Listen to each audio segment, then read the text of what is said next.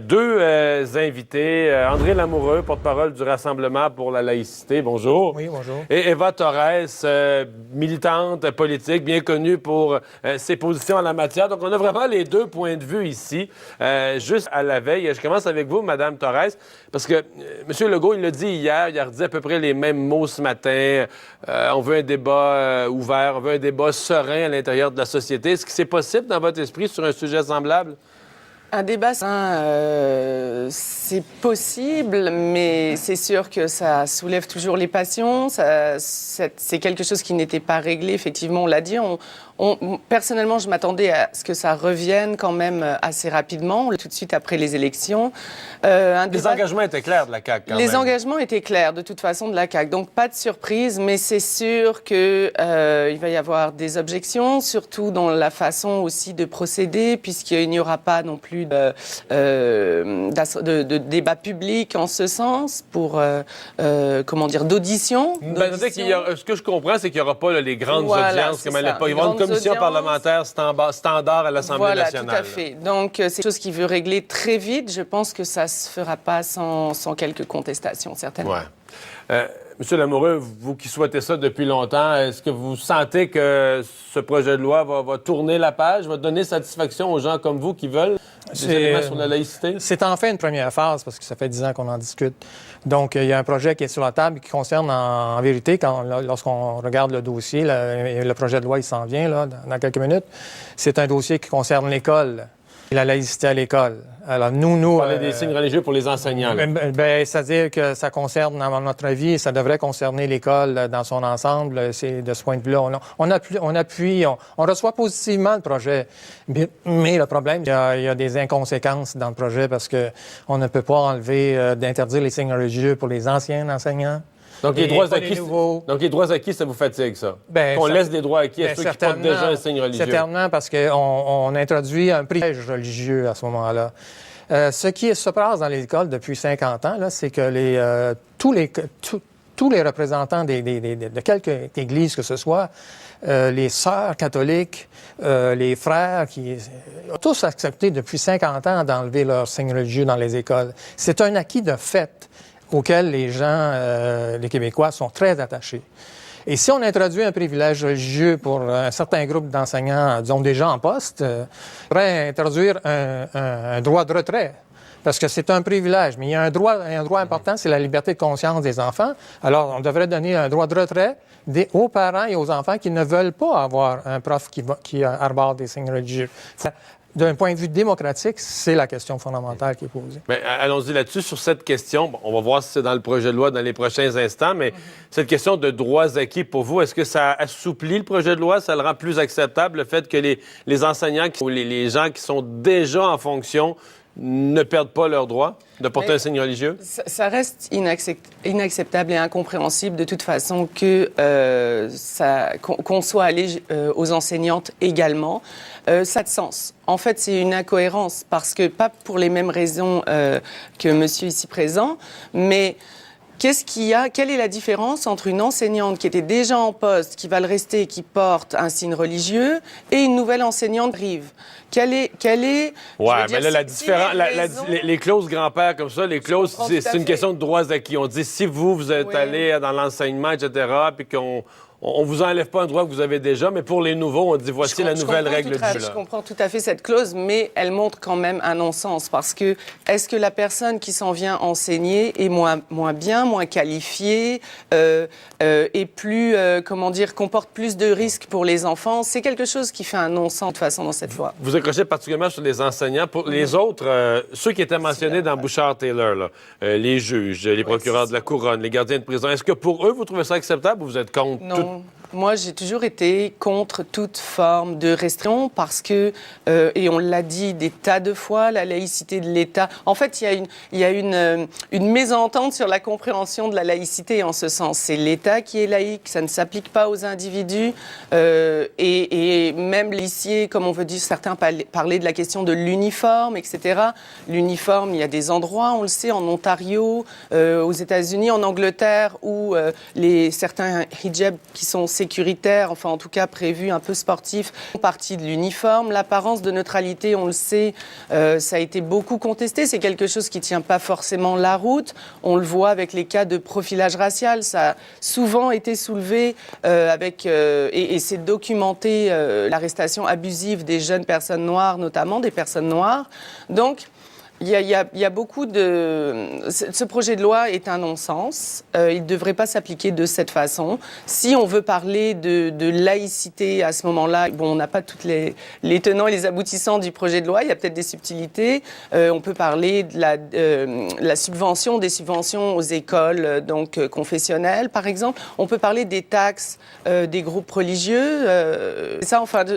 Il y a plusieurs choses à voir en termes de laïcité que, encore une fois, de s'en prendre aux individus, on va augmenter encore, on l'a vu, à chaque fois qu'on aborde ce sujet, il y a un clivage social important.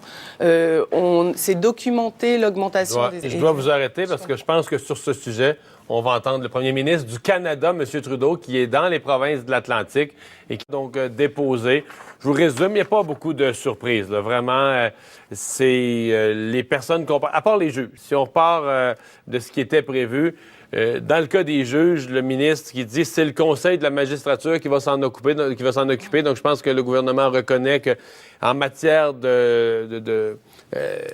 comment les juges doivent s'allier, c'est pas nécessairement l'Assemblée nationale qui a l'autorité à cause de la séparation des pouvoirs. Donc, on remet ça au Conseil de la magistrature. Sinon, les personnes en autorité, les personnes armées, etc., vont devoir éviter de porter des signes religieux. Le gouvernement applique, là, c'était à la fin de son énoncé, la clause non-obstant. Donc, il agit en disant on protège nos actions, qu'elles ne pourront pas être contestées. On continue donc la discussion avec mes amis. Je vous ai entendu pendant les applaudissements des gens de la CAQ entre eux, je vous ai entendu soupirer, là. C'est pas un si beau jour pour vous, là. Non, moi je trouve que c'est un jour sombre. C'est ça, parce que on vient d'appliquer une loi. On savait aussi qui passerait pas les tribunaux certainement. Donc on vient de prendre des dispositions spécifiques pour s'assurer de la mettre en place. Puis surtout, ce qui me frappe, c'est la deuxième que M. Jolin Barrette a mis de l'avant. Quand on pense qu'on fait ça au nom de l'égalité. Finalement, c'est pas au nom de l'égalité, puisque ça reste quand même au détriment d'un certain groupe de personnes à qui on va restreindre l'accès à des emplois de toute façon. Donc, je vois pas comment on peut mettre de l'avant de l'égalité en ce sens. L'usage, M. Lamoureux, l'usage de la clause non-obstant. On comprend que le gouvernement veut faire. On sait que si on dépose une loi comme ça, on l'adopte. Elle va être contestée devant les tribunaux tout de suite. Donc, à l'avance, on la protège contre ça en utilisant la clause. Il n'y a pas le choix, mais avant de parler de ça... Pour vous, il n'y a pas le choix? Il n'y a pas le choix, mais avant de parler, je voulais dire une chose. Là. Quand on parle de laïcité de l'État, là, qu'est-ce qui incarne l'État? Religion, État, ce sont les agents de l'État. Et les enseignants et tous les fonctionnaires de l'État sont des agents de l'État. Moi, j'ai fait une carrière en enseignement collégial lorsque j'enseignais pour le cégep. Le cégep, c'est une création, c'est un ordre public qui est créé par l'État. Je représente l'État, en quelque sorte. En Tunisie, là, il y a eu la laïcité à partir de la République tunisienne. Là, était déclarée la laïcité. Dès le début, là, les signes religieux étaient interdits dans les écoles et aussi pour les députés. En Turquie, les signes religieux ont été interdits aussi dans la Turquie laïque, même pour les députés aussi, et les enseignants. Et regardez aussi Genève, là, maintenant, le canton a décidé aussi d'appliquer la laïcité dans le canton, et ça s'applique aux agents de l'État et en particulier aux enseignants. Pour ce qui est de la clause non-obstant, le Québec n'a pas le choix. Parce que la clause non-obstant... On a toujours le choix, là. Sinon, on n'a pas le choix de l'appliquer pour défendre la laïcité, c'est ce que je veux dire. Parce que la Charte canadienne, d'ailleurs, que le Québec n'a jamais adoptée, là, à l'article 2, dit que la liberté de religion et de conscience. Mais c'est pas marqué à côté, dans le respect du principe de la séparation de l'État et des religions. C'est pas marqué. Donc, il faut absolument agir parce que cette clause de la Charte canadienne est contraire à la laïcité, à mon sens. Et le Québec a le droit et la légitimité aussi tout à fait démocratique d'utiliser la clause non-obstant. C'est quand même délicat, là. Généralement, on essaye de ne pas l'utiliser. Non. Cette clause-là, non-obstant, là, revenons à la politique, là, elle a été imposée au Québec avec le reste de la Constitution 82 lors de la nuit des longs couteaux. Et ce n'est pas le Québec qui l'a demandé. C'était Peter Lougheed en Alberta, puis le premier ministre d'Ontario aussi, puis du Manitoba, qui voulait absolument avoir une cause pour restreindre les libertés éventuellement en cas de grève et de conflits, puis de décrets gouvernementaux dans les conflits de travail. Fait qu'il demandait ça pour avoir l'entente là, de 8 provinces, le soir, la nuit, pour bloquer le Québec. Alors, donc, le Québec n'a pas de gêne à l'utiliser. Il l'a utilisé énormément, cette clause de non-assistance. Moi, personnellement, je l'ai vécu dans le cas d'une grève, là, mais... Ce que M. Legault a appelé ce matin, là, je change de sujet, sur un autre sujet, le compromis du crucifix à l'Assemblée nationale, c'était pas la position de la CAQ jusqu'à il y a quelques jours. Finalement, on va le retirer. Pour vous, est-ce que c'est un compromis inutile? C'est une bonne cohérence? Comment vous voyez ça? Nous, on dit qu'il ne faut pas mélanger tous les dossiers en même temps. La CAQ ne s'enligne pas sur la question de l'Assemblée nationale pour le moment. On l'accepte, ça. Mais si on veut aborder le dossier, nous, notre position n'est pas changée depuis 2013. Si on parle du crucifix, là, on ne peut pas parler du crucifix seulement. On ne peut pas demander aux Québécois de sortir le crucifix par la porte d'en avant à l'Assemblée nationale et par la porte d'arrière faire les autres signes religieux pour les députés qui peuvent voile islamique et tout le reste, turban. Alors, si on veut proclamer la laïcité de l'Assemblée nationale, il faut vraiment, à notre sens, changer la loi de l'Assemblée nationale, pas passer par le bureau parce que c'est un organisme partisan. Ouais. On change la loi de l'Assemblée nationale, on prescrit comme quoi c'est un principe de fonctionnement de l'Assemblée, pas de signe religieux, pas de symbole. À ce moment-là, les Québécois accepteront que le crucifix sorte de l'Assemblée nationale. Nous, on est d'accord avec ça, mais dans un cadre d'une entente globale de fonctionnement dans l'Assemblée nationale sur le principe de la laïcité. On est loin d'imposition des uns et des autres parce que vous avez essayé de vous faire élire à l'Assemblée nationale en portant le hijab. Oui, tout à fait. Et puis, on le sait que ça aussi, le président et le vice-président de l'Assemblée nationale sont assujettis à cette restriction également. À cause de l'autorité de la présidence, mais pas les députés. Exactement. Donc, pour moi, il y a quand même beaucoup de non-sens parce que je trouve que déjà, légiférer en discriminant une partie de certains groupes religieux spécifiques, c'est contre finalement la laïcité qui vise normalement. Mais tous les groupes religieux sont traités équitablement. Tous les groupes religieux sont visés équitablement. Les personnes qui vont quitter l'enseignement sont des personnes qui portent le foulard ou des messieurs qui portent la kippa. Et en plus, le gouvernement, encore une fois, comme ça avait été le cas précédemment avec la Charte des valeurs, n'a pu faire ou démontrer quoi que ce soit qui mettait de l'avant qu'il y avait une problématique. Et ça aussi, les présidents du syndicat des enseignants l'ont mis souvent de l'avant. Il n'y a aucune problématique. On va causer des préjudices aux enfants qui vont perdre des enseignants qui sont là depuis longtemps, qui font très bien leur travail. Mais sur cette question-là, quand est-ce que vous êtes affirmative? Les gens, vous dites, vont perdre leur emploi comme s'ils étaient congédiés. Et là, vous permettrez de dire, il y a quand même une certaine contradiction, parce que d'un côté, on va dire, ces gens-là, la religion, c'est pas si important que ça, ils portent leur foulard, tout ça. Mais de l'autre, c'est juste un foulard, c'est pas si grave en classe. Mais de l'autre côté, vous me dites, si on leur demande de l'enlever 8 heures par jour, vous me dites, ils peuvent pas, là, ils vont quitter leur emploi. Et là, ça vient dire, mais la religion est drôlement importante pour eux parce que c'est un critère tellement fondamental que c'est au point où tu vas sacrifier ton revenu, ton gagne-pain, ta carrière. Là, c'est important ou c'est pas important? Je comprends. Je trouve qu'on fait pas mal de sensationnalisme à ce sujet-là. Et puis, ça fait part de l'identité d'une personne. C'est ainsi qu'elle se présente dans la société, qu'elle se reconnaît dans la société et que depuis longtemps, elle exerce son métier, que ce soit son métier d'enseignante ou autre. Là, on a vu la jeune fille aussi qui souhaite être policière.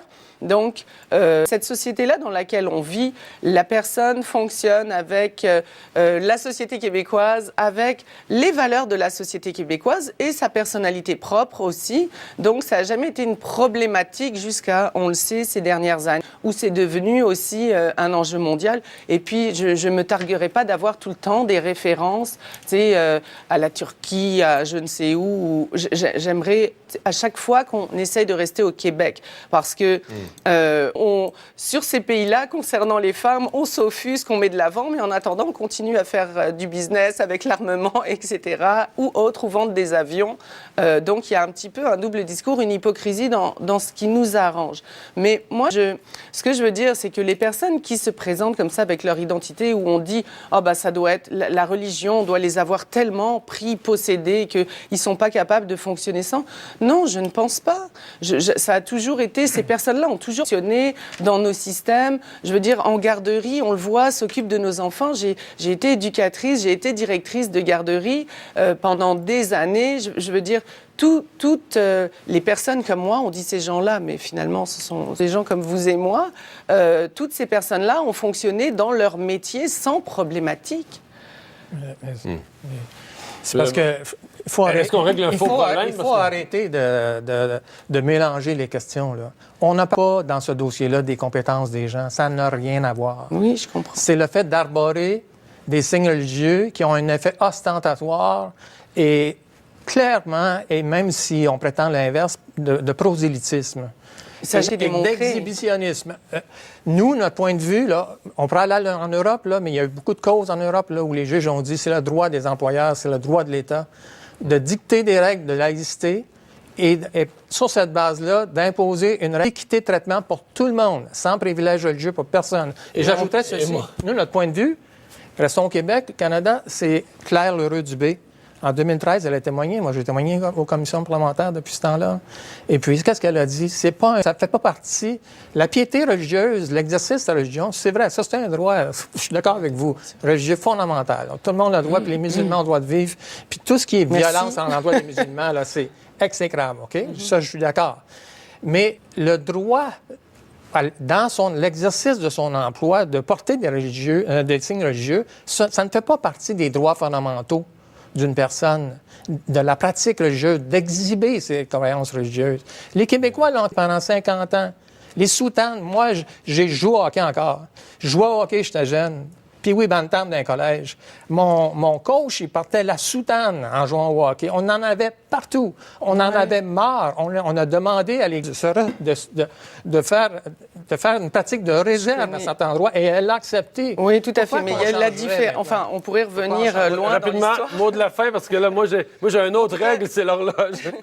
Pour ce qui concerne le cruci à l'Assemblée nationale, si vous entendiez les personnes, pas seulement de communautés religieuses, mais aussi d'origines culturelles différentes, sont toujours stressées quand on parle de retirer le crucifix quelque part. Parce qu'ils se disent, mais ça ne nous dérange pas.